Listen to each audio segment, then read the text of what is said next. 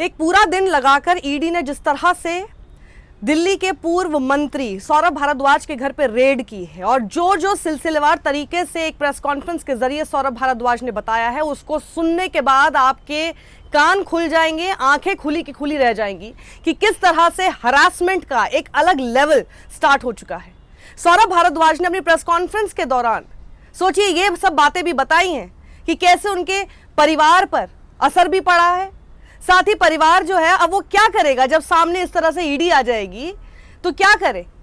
या तो जो साइकोलॉजिकल वॉरफेयर ये चल रहा है उसमें दिखा दे कि भैया हम बहुत डरे हुए, या फिर ये दिखाने की कोशिश करें कि भैया हमें अब कोई फर्क नहीं पड़ता है, हमें पता है कि ये सब काम आप करने वाले हैं। तो देखिए, इसका जिक्र करते हुए सौरभ भारद्वाज ने कहा, चुटकी लेते हुए, कि ईडी ये जो हरकतें कर रहा था मेरे घर में, उस दौरान मेरी पत्नी ने कहा कि भैया इनको ले जाओ, ये वैसे भी घर में नहीं रहते।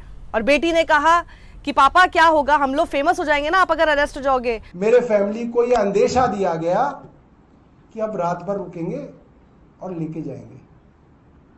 मैंने भी पत्नी को कहा, भाई ये मेरे वकील के नंबर है, इनसे बात कर लेना सुबह।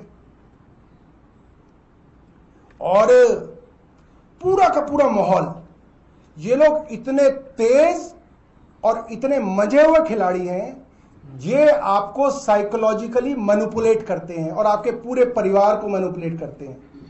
कोअर्जन, थ्रेट, ब्लैकमेलिंग, ये ईडी की कैरेक्टरिस्टिक है। ये मैं आपको बहुत जिम्मेदारी से कह रहा हूं और सबूतों के साथ दे रहा हूं कि आपको डराया जाता है, धमकाया जाता है, जेल के नाम से, अरेस्ट के नाम से, और इनकी जो मर्जी है वो स्टेटमेंट में मैं दे दूं। मैंने कहा सर मैंने एलएलबी किया हुआ है और ये जो इतनी मोटी क्रॉस एग्जामिनेशन की किताब दिख रही है ना, मैंने पढ़ी है, ये मैंने पढ़ी है। मेरी बीवी वहीं खड़ी थी, कह रहे तुम इसे ले जाओ, ये वैसे भी घर पे नहीं रहता। तो उनको लगा ये तो इसकी बीवी भी इससे पल्ला छुड़ाना चाह रही है। और बेटी कह रही पापा विल दे अरेस्ट यू? मैंने कहा बेटा सो जा। कह रहे but I have to become famous. वो मुझे, मेरी बेटी क्या कह रही है 11 साल की, कि पापा जब अरेस्ट करके ले जाएंगे ना तो मुझे अपने साथ रख लेना, तो मेरी वीडियो ना पूरे स्कूल में चली जाएगी, तो आई विल बिकम फेमस। यहाँ बाप को जेल हो रही है बच्चे फेमस होने के चक्कर में। तो ये सारी चीजें जोक के रूप में जरूर बताई जा रही हैं, लेकिन आप समझिए इसके पीछे का दर्द क्या है, क्योंकि लगातार ये इतने लंबे समय से जो भी सरकार के खिलाफ और इनकी सारी काली करतूतों के खिलाफ बोलता है, उसके घर में इस तरह के डिस्कशंस होते हैं कि बच्चे भी अब समझते हैं, और वो इतना डिस्कशन हो चुका है कि अब उनको समझ नहीं आ रहा कि इसको लेकर सीरियस हो या फिर इसको लेकर मजाक करके उड़ा दें, क्योंकि ये हरासमेंट एक हमारी जिंदगी का पार्ट बन चुकी है। सौरभ बताते हैं और सीधे आरोप लगाते हैं कि मेरे घर से चोरी करके लेके गए ये ईडी के लोग। क्या चोरी करके लेके गए वो सुनिए। ईडी मेरे घर से डॉक्यूमेंट चोरी करके ले गई। एक कौन सा डॉक्यूमेंट चोरी करके ले गई? हाई कोर्ट का एफिडेविट। जब उनको मेरी स्टेटमेंट और जवाबों में पता चला कि ये एफिडेविट तो मेरे फायदे का है, इस एफिडेविट में जो मिनट्स लगे हुए हैं वो तो ये दिखाते हैं कि सौरभ भारद्वाज ने हर वो प्रयास किया जो कोई मंत्री कर सकता था। तो उन्होंने क्या किया आप सुनिए। फिर दोबारा पंचनामा बनाया गया रात को। उस पंचनामे में से इस एविडेंस को जो सीज किया उन्होंने, उसको हटाया गया। ये 79 पेज का डॉक्यूमेंट है। पहले पंचनामे के अंदर जो उनके लैपटॉप में होगा और इस प्रिंटर की मेमोरी में है वो पंचनामा भी, उसमें ये वाला डॉक्यूमेंट इन्होंने सीज किया, पंचों के और मेरे साइन कराए। उसके बाद इस डॉक्यूमेंट की कॉपी की, अपने बैग में रखी और पंचनामे से उसको हटाया, और उसके बाद पंचों के साइन कराए गए। ये किस काम के पंच हैं भैया? किस बात के पब्लिक विटनेस हैं? और साथ ही उन्होंने कहा कि जो मैं उनको जवाब दे रहा हूं, जवाब के रूप में आप मेरा जवाब लेंगे, क्योंकि आपका जो पीएमएलए का एक्ट है उसमें तो सीधे सीधे प्रोविजन है कि कोई भी चीज अगर उसमें बदल दी गई, बाद में बदला, तो फिर आप तो सीधे उसको कहेंगे कि भैया ये इसने अपना पूरा बयान ही बदल दिया है, और वो सीधे सीधे मेरे लिए इंक्रिमिनेटिंग हो जाएगा। उन्होंने कहा कि मैंने जो बात कही, पता नहीं किससे जाकर फोन पर इन्होंने ऊपर छत पर जाके बात की, और उसके बाद वापस आए और एक पूरा हाईलाइटेड, पूरा जो मेरा बयान था उसमें हाईलाइट्स थे कि भैया ये पोर्शन हटा दो। और फिर आप साइन कर दीजिए। उन्होंने कहा मैं क्यों हटाऊं, मेरा बयान है, मैं क्यों हटाऊं। उन्होंने कहा नहीं नहीं, हमें भी प्रोफेशनल दिखना है। भैया ईडी के लोग ज़रा ये बता दीजिए, जिनका नाम इन्होंने बताया अभी, मयंक अरोड़ा और कोई रवीश भारद्वाज, भैया एक बात बताओ, प्रोफेशनल आपको किसके लिए बन रहा है? क्योंकि अगर आप प्रोफेशनल है तो आपके सामने आप जो भी आरोपी है, आपकी नज़र में जो भी आरोपी है, वो जो भी कहेगा आप उसको लिखेंगे, उसे साइन करा लेंगे कि भैया ये बात आपने कही। अगर आपको प्रोफेशनल किसी एजेंडे के तहत बनना है या फिर किसी पर्टिकुलर पार्टी या फिर सत्ता के लिए बनना है, तो आप हाँ वो वाले पोर्शन जरूर उसमें से डिलीट करने के लिए कहेंगे ना, जो उसके बयान से आपके केस को कमजोर करते हो। ईडी के असिस्टेंट डायरेक्टर मयंक अरोड़ा ने, अगर मैं झूठ बोलूं तो इस चीज के लिए मुझे जेल हो जाए, इस चीज के लिए जेल हो जाए अगर मैं आज झूठ बोल रहा हूं। यहां पे मैं अपने आप को बाउंड कर रहा हूं इस चीज के लिए। ईडी के असिस्टेंट डायरेक्टर मयंक अरोड़ा ने मेरी स्टेटमेंट को अपने लैपटॉप से गूगल ड्राइव और व्हाट्सएप पे कहीं शेयर किया, किसी वकील को शेयर किया, बीजेपी में शेयर किया या किसी अफसर को शेयर किया, मुझे नहीं मालूम, या एलजी ऑफिस में शेयर किया। मेरे सामने शेयर हुआ, मेरे वाईफाई से शेयर हुआ। ये मैं आपको जानकारी दे रहा हूं, ये सब चीजें फॉरेंसिक एविडेंस में मिल जाएंगी, सब चीजें। मेरा स्टेटमेंट जो मैंने 43 प्रश्नों के जवाब दिए और एक 44वां ऐड किया इन्होंने लास्ट में, उसको इन्होंने किसी अफसर से शेयर किया है, जिससे भी शेयर किया, और फिर इन्होंने इंतजार किया, फिर वहां से इनको वापस आया और डॉक्यूमेंट के ऊपर मार्क करके मेरे पास लेके आए, हाईलाइटेड, कि साहब ये हटाना पड़ेगा आपको स्टेटमेंट से। स्टेटमेंट मेरा, मैं दे रहा हूं स्टेटमेंट, सेक्शन, भाई इसको काटते रहना, सेक्शन 17 का स्टेटमेंट क्या होता है, जो स्टेटमेंट के ऊपर सबसे ऊपर लिखा जाता है कि ये पीएमएलए सेक्शन 17 का स्टेटमेंट है, लिहाजा जो आदमी इस स्टेटमेंट को दे रहा है, ये स्टेटमेंट उसके खिलाफ भी कोर्ट में इस्तेमाल हो सकता है। मतलब ये कानून में कहीं नहीं है, पूरी दुनिया में कहीं नहीं है, मगर ये भारत के इकलौते कानून में ये है कि मेरा दिया हुआ स्टेटमेंट ही मेरे खिलाफ इस्तेमाल हो सकता है, पीएमएलए सेक्शन 17।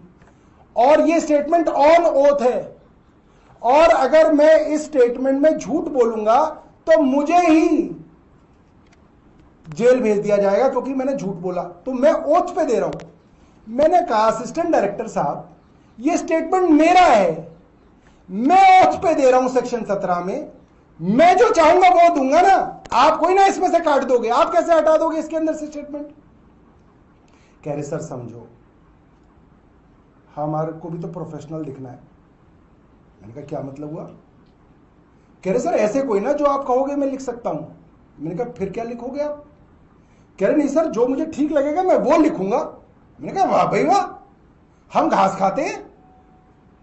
मतलब मेरा स्टेटमेंट भी ईडी का असिस्टेंट डायरेक्टर तय करेगा किसी तीसरे आदमी को भेज के कि सौरभ भारद्वाज अनोत क्या कह रहा है। मैंने बहुत प्यार से बात की, मेरी पत्नी सामने बैठी थी, सर सर कह के। मैंने कहा सर ऐसे कोई ना होता है, ये स्टेटमेंट मेरा है। नहीं नहीं नहीं, मेरे प्रोफेशनलिज्म के ऊपर बात आ जाएगी सर, ऐसे कोई ना होता है, मेरे को सीनियर्स को भी तो जवाब देना है। मैंने कहा जी आप इसमें लिख दो कि आपने मुझे 3 बार वार्निंग दी कि ये हिस्सा हटा लो अपने जवाब में से, और मैंने आपकी वार्निंग नहीं मानी और मैं इस चीज पे अड़ा रहा कि ये हिस्सा जाएगा, मेरी स्टेटमेंट है और मैं उसमें साइन कर दूंगा। भाई इसमें आप भी बच जाओगे, आपके अफसर आपके पीछे नहीं पड़ेंगे। कह रहे सर ऐसे कोई ना होता है। मैंने कहा फिर कैसे होता है? कह रहे सर अच्छा एक काम करता हूं, मैं आता हूं। फिर अफसरों से उन्होंने ये जो 8 बजे से जो 2 बजे तक हुआ है, जो बाहर खबर आ गई थी कि सब हो गया है, अब आने वाले हैं, और आते आते जो बारात रुक गई, जो ससुराल ही नहीं पहुंची, वो इसलिए रुक गई दोस्तों क्योंकि 8 बजे से 2 बजे तक इन्होंने किस किस को कॉल किया है, इसकी जांच होनी चाहिए। सौरभ भारद्वाज ने आगे ये भी कहा, आप सोचिए, जिक्र किया कि उनकी बेटी के टीचर ने उनको क्या बताया, कि आपकी बेटी क्लास में खड़े होकर सोचिए क्या बोलती है। मेरी बेटी की पेरेंट टीचर मीटिंग थी इस शनिवार को। This Saturday I had a parent teacher meeting for my daughter. 7वीं कक्षा में पढ़ती है, 11 साल की है। उसके टीचर से जाके इंटरव्यू ले लो आप। उसकी टीचर ने मुझे क्या कहा, सर ये पढ़ने में बहुत अच्छी है, सब कुछ बहुत अच्छा है, मगर एक अलग सी डेवलपमेंट में इसके अंदर देख रहा हूं। मैंने कहा क्या देख रहे हो जी? कह रही है कि सर ये क्लास में खड़े होकर लोगों को लेक्चर देती है कि एवरीथिंग इज मनी, पैसा है तो सब कुछ है वरना कुछ नहीं है। मेरी बेटी आज अपनी क्लास में खड़े होकर ये कह रही है कि देयर इज फेम कुछ नहीं है। ये मेरी क्लास टीचर, मेरी बेटी की क्लास टीचर ने मुझे बताया है। वो कहती है कि ये फेम नाम वाम ये कुछ नहीं होता, सिर्फ पैसा होता है, पैसा कमा लेना चाहिए। और उसके बाद उन्होंने कहा कि शर्म कर लो आप एजेंसी वालों, ईडी वालों, कि आप किस तरह से इस देश में लोगों को, बच्चों को अफेक्ट कर रहे हैं, उनके ऊपर इंपैक्ट लगा रहे हैं कि अब सबको अब ये लगने लगेगा कि भैया ईमानदार क्यों रहना है इस देश में, कोई ईमानदार क्यों रहे, क्योंकि ईमानदार रहकर तो आप ये सब हरकतें करेंगे। कोई क्यों ईमानदार रहेगा इस देश में? क्यों रहेगा कोई ईमानदार? तुम हर आदमी को चोर साबित करने में लगे हो। आप अपने देश की नींव को खराब कर रहे हो, आप अपनी जड़ें खराब कर रहे हो, क्योंकि आप किसी आदमी को ये क्रेडिट तक नहीं लेने दे रहे कि वो ईमानदार है। वो कोई क्यों ईमानदार रहेगा इस देश में? क्यों रहेगा? आप मुझे बताइए, आप इस देश को, ये भारतीय जनता पार्टी कैसे बर्बाद कर रही है? सौरभ भारद्वाज ने यह भी बताया कि सोचिए मेरे अकाउंट में कितने पैसे हुआ करते थे, कुछ 5-6 लाख रुपए थे जब मैं इस पॉलिटिक्स में आया था, अब मुश्किल से कुछ 20-22 हजार रुपए होंगे। सारी डिटेल्स जो मेरी एफिडेविट में थी वो मैंने इन लोगों को दे दी, वो तक एफिडेविट उठाकर ये लोग चले गए। मेरे बैंक के अंदर आप पता करो कि कितना बैलेंस बचा हुआ है। जब मैं मंत्री के पद से हटा था तो 5-6 लाख रुपए हुआ करते थे, खट खट खट खट खट खट खट खट खत्म होता जा रहा है। शायद 22-23 हजार रुपए पड़ा है मेरे अकाउंट में। तो एक बड़ी बात जो कि वो अपने पूरे इस प्रेस कॉन्फ्रेंस के जरिए उठाते हैं वो ये कि ईडी के लोग आखिर करना क्या चाह रहे थे। वो कहते हैं कि सारे मिनट्स में वो ये सारी चीजें क्या क्या डाल रहे थे कि जोमेटो से कितने बजे ऑर्डर आया, कितने बजे उनकी बच्ची स्कूल गई, कितने बजे बच्ची वापस आई, क्या हो रहा था घर में, कौन कौन। लेकिन जो मैं कह रहा हूं, कह रहे वो डालने को राजी नहीं है। इसमें ये सारी बकवास है। 7:15 पे आए, 7:30 बजे तलाशी इन्होंने हमारी ली, 8:15 बजे कुछ अफसर चले गए, फिर इन्होंने तलाशी शुरू की, 1:45 बजे बेटी आई, 1:15 बजे बच्चा आया, हमारा आदमी खाने लेने इतने बजे गया, खाना लेके इतने बजे आया। अरे दुनिया भर की कोरी बकवास तुमने लिख दी इसमें और पंचों के साइन करा दिए इस पे। वो क्यों नहीं लिखा तुमने जो चोरी की है मेरे घर से? वो क्यों नहीं लिखा तुमने कि तुमने मेरी स्टेटमेंट रिकॉर्ड की और उसके बाद उस स्टेटमेंट को बदला और उसके बाद मेरे को साइन कराने की कोशिश की और मैंने कहा मैं अपनी स्टेटमेंट पे करूंगा वरना नहीं करूंगा? वो क्यों नहीं लिखा पंचों ने? मैंने कहा इन मैडम से, मैंने कहा मैडम पंच का मतलब ये होता है मेरी बेटी के जाने का टाइम और आने का टाइम नहीं होता, जोमेटो से कितने बजे तुम्हारे खाने की डिलीवरी हुई उसका टाइम नहीं होता उसमें। और लगातार बहुत देर तक मुझे परेशान इसी बात को लेकर करते रहे कि भाई आप जो हम आपको बोल रहे हैं पोर्शन वो हटा दीजिए और उस पर आप साइन कर दीजिए। उन्होंने कहा कि आप तो मेरे खिलाफ खड़े होंगे कोर्ट में, मैं आपकी क्यों सुनूं, मुझे क्यों लगे कि आप मेरे पक्ष की बात कर रहे हैं, और आप मेरे पक्ष की बात क्यों ही करो, मैं लीगल एडवाइस लूंगा तो अपने लॉयर से लूंगा, लॉयर जो मुझे बताएगा मैं उस हिसाब से चलूंगा क्योंकि वो मेरे लिए कोर्ट में जाके खड़ा होगा, आप तो मेरे खिलाफ खड़े होंगे। तो आप ये किस हिसाब से सोच रहे हैं? सोचिए ईडी किस तरह से काम कर रही है, वहां जाके क्या करने की कोशिश करती है। इन्होंने अपने डिप्टी डायरेक्टर से मेरी बात कराई 2 बार, रवीश भारद्वाज जी से। उन्होंने मुझे सटल वे में समझाने की कोशिश करी कि सर ये आपके लिए अच्छा है कि जो हम कह रहे हैं उसी पे कर दीजिए, हम भी आपका अच्छा ही चाहते हैं, अफसर भी कह रहे हैं हम आपका अच्छा चाहते हैं। मैंने कहा आपका ये काम ही नहीं अच्छा चाहना, मेरा वकील मेरा अच्छा चाहता है, आप तो मुझे जेल ले जाना चाहते हैं, मुझे मालूम है ये बात, और आपकी राय मुझे माननी नहीं है, आप मुझे एडवाइस करने वाले कोई नहीं है, मेरा लॉयर मुझे एडवाइस करेगा, मैं उसकी एडवाइस पे चलूंगा। आप तो मेरे खिलाफ खड़े हो गए कोर्ट में, आप तो मेरे खिलाफ खड़े हो गए, आपकी राय मैं कैसे मान लूं? तो आप ये सोचिए कि ये इस तरह से विपक्ष के नेताओं को डराने धमकाने की कोशिश क्यों होती है। ये हर तरह से सारी एजेंसीज को अपने अंडर रख के उसका किस तरह से गलत इस्तेमाल कर रहे हैं। सौरभ भारद्वाज ने कहा कि मैं आगे आपको बताऊंगा, इस चीज का भी खुलासा करूंगा कि कैसे ये पूरे देश में आतंक फैलाने का काम कर रहे हैं। मैं भारत के अंदर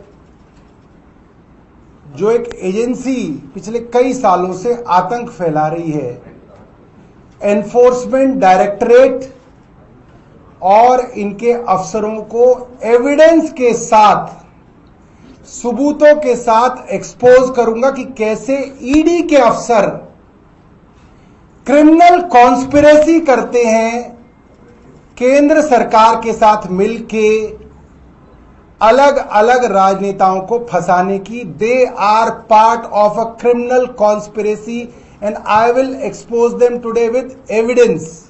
सौरभ भारद्वाज की पूरी बातचीत से ये समझ में आता है कि वो कंप्लीटली प्रिपेयर्ड थे कि अगर ये मुझे अरेस्ट भी करेंगे तो अरेस्ट ही करके ले जाएं, क्योंकि मुझे लगता है कि जिस तरह की राजनीति अब विपक्ष द्वारा हो रही है, वो जानते हैं कि जिस तरह का इस्तेमाल सारी एजेंसियों द्वारा किया जा रहा है, जिस तरह से वोट चोरी हो रही है, उन सारी चीजों को देखते हुए अभी किसी भी लेवल तक आ सकते हैं और यही सब देखा भी गया है। तो इसी कड़ी में आप इस वीडियो को ज्यादा लोगों तक पहुंचाइए, लोगों को पता होना चाहिए। और मैं आप सब लोगों से दरख्वास्त करूंगी, अगर आपको लोकतंत्र को बचाकर रखना है, अगर आप संविधान को बचाकर रखना चाहते हैं, तो इस पूरी प्रेस कॉन्फ्रेंस में से जो भी एक्सर्प्ट्स मैं आपके सामने आज लेकर आ रही हूं, इसको सुनिए और ज्यादा से ज्यादा लोगों के साथ इसको शेयर कीजिए। आपने देखा होगा न्यूज चैनल्स पर इसको बहुत वाइड कवरेज नहीं मिली होगी, आपने देखा ही होगा कि इसके ऊपर ज्यादा बात नहीं करेंगे क्योंकि कौन एक्सपोज होता है ये आप जानते हैं। तो आपका फर्ज होना चाहिए, अगर आप संविधान को बचाकर अपने देश को बचाना चाहते हैं, देश हित में सोचते हैं, एक नागरिक के तौर पर कुछ ऐड ऑन करना चाहते हैं, सोसाइटी में कंट्रीब्यूट करना चाहते हैं, तो मेरी आपसे इतनी दरख्वास्त है कि आप इस वीडियो को ज्यादा लोगों तक पहुंचाइए, लोगों को सुनने दीजिए, समझने दीजिए कि आखिर किस तरह से एजेंसीज का इस्तेमाल देश में देश के खिलाफ हो रहा है। सत्यमेव जयते।